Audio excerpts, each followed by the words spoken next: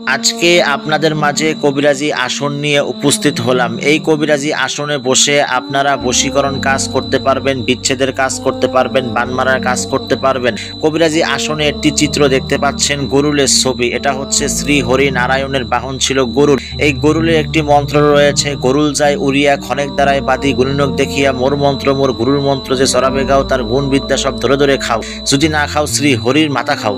এটা হচ্ছে একটি মন্ত্র। এই আসনে যে মন্ত্রগুলো রয়েছে, আপনি যখন আসনে বসে কাজ করবেন আপনার শরীর বন্ধের কোনো প্রয়োজন হবে না। এখানে দেখতে পাচ্ছেন বীজ মন্ত্র। এই বীজ মন্ত্র পড়ে যখন আপনি আপনার শরীরের মধ্যে ফু দিবেন আপনার শরীর বন্ধ হয়ে যাবে।